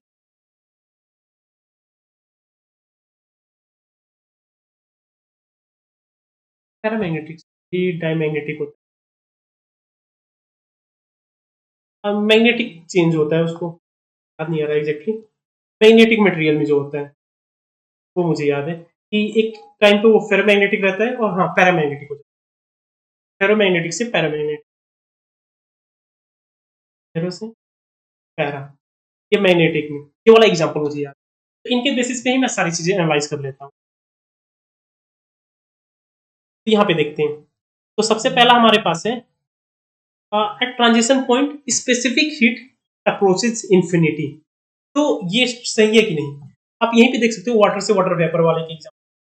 वाटर और वाटर वेपर जब चेंज होता है तो वहां पे क्या होता है आपका, लेटेंट हीट होता है ना। लेटेंट हीट में क्या होता है आपका, टेम्परेचर बिल्कुल भी चेंज नहीं होता बट हीट आ जाता है। तो आप क्या लिख सकते हो, टू बाई टी लिख सकते हो ना। अब देखो, टेम्परेचर चेंज ही नहीं हो रहा बट एनर्जी आ रहा है, तो एनर्जी डेल्टा, कुछ एनर्जी आ रहा है बट टेम्परेचर चेंज जीरो है। ही विल अप्रोच इन्फिनिटी ना, यहाँ से हम एज्यूम कर, आई मीन यहाँ से हम कंक्लूड कर सकते हैं ना कि CP will approach, it won't be finite number, क्योंकि टेम्परेचर चेंज ही नहीं हो रहा। बिना टेम्परेचर चेंज के भी वहां पे हीट लग रहा है, जो सीपी होगा वो क्या होगा, तो इस केस में इन्फिनिट हो जाएगा। ये ऑप्शन ही करेक्ट है। नेक्स्ट ऑप्शन क्या है, the derivative of Gibbs function with respect to pressure changes continuously across the phase transition.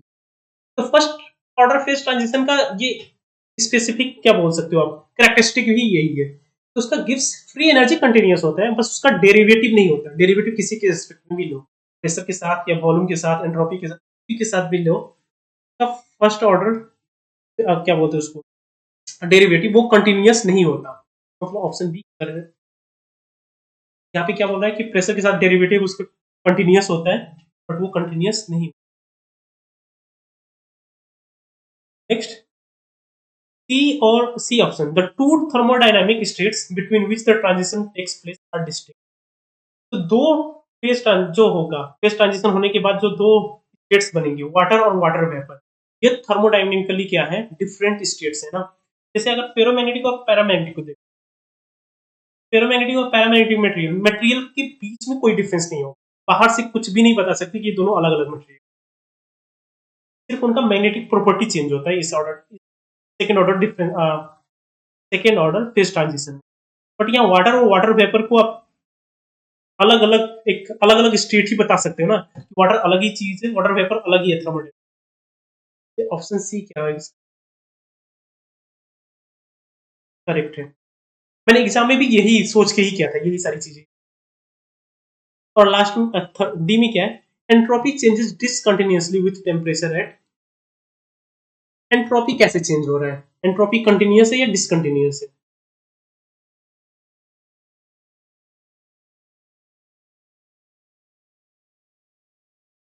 तो एंट्रोपी कैसे चेंज होगा, एंट्रोपी देख सकते हो आप, तो वाटर का एंट्रोपी क्या है, वाटर का एंट्रोपी कुछ कम होता है ना। जैसे वेपर में चेंज होता है, उसका वॉल्यूम बहुत ही ज्यादा एक्सपांड होता है, एंट्रोपी बहुत ही रैपिडली चेंज होता है, वो कंटिन्यूअस नहीं होता। वाटर का एंट्रोपी कहीं और है और वाटर वेपर का एंट्रोपी बहुत ही ज्यादा ऊपर है अचानक से।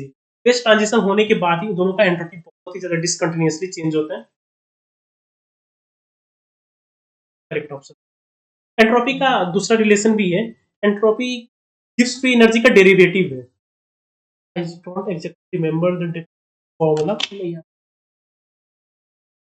गिव्स फ्री एनर्जी को हम डिफरेंशियल फॉर्म में कैसे लिख सकते हैं,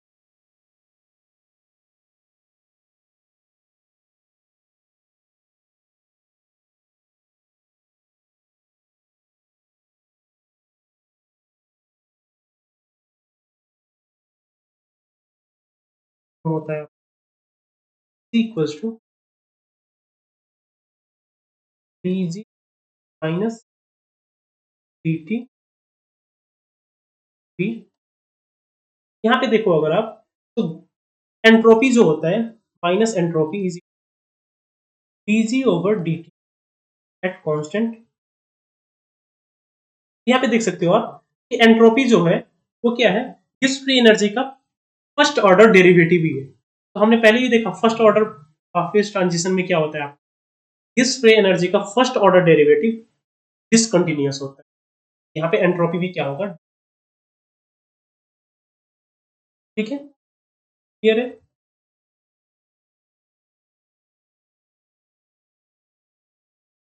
इसलिए यही करते हैं। अगली नेक्स्ट क्लास में, नेक्स्ट सेशन में हम क्वेश्चन नंबर 41 से 50 करेंगे। ये हमारा लास्ट 41 से 50 तक का, 40 तक कर रखे हैं हम ऑलरेडी। 41 से 50 10 क्वेश्चन और करने बाकी है, नेक्स्ट सेशन कर लेंगे इसको। फिर हम स्टार्ट करेंगे टॉपिक वाइज प्रॉब्लम सोल्यूशन, एक एक टॉपिक वाइज को। मैथमेटिकल फिजिक्स का एक दिन करेंगे, एक दिन क्लासिकल मैकेनिक्स का, एक दिन इलेक्ट्रोमैग्नेटिक ईएमटी का, थर्मोडायनामिक्स का, टॉपिक वाइज सॉल्यूशंस करेंगे। फिर आप लोगों को आइडिया भी मिल जाएगा कि पीवाई पास्ट पेपर्स में कैसे आते हैं, किस तरीके का प्रिपरेशन करना चाहिए, कौन कौन से फॉर्मूले ज़्यादा इंपॉर्टेंट है, कौन से ज़्यादा कॉन्सेप्ट ज़्यादा रिपीट होते हैं, आपके अच्छे मार्क्स आ। ठीक है, तो फाइनली मैं एक फिर से वही बोलूंगा कि आपका कोई भी डाउट हो तो डिस्क्रिप्शन में आपको व्हाट्सएप का लिंक मिल जाएगा, व्हाट्सएप ग्रुप का, वहां ज्वाइन करके आप क्वेश्चंस डाल सकते हो या फिर कमेंट भी डाल सकते हो। और आपको थियोरेटिकल क्या बोलते हैं, थियरी क्लासेस के लिए आप हमारे कक्षा पे भी ज्वाइन कर सकते हो। आप चेकआउट कर सकते हो हमारे कोर्सेज को, नए बैचेस को, और वहां पे आप ज्वाइन। ठीक है, फिर आज के लिए यही करते हैं। Tata, bye bye and happy learning.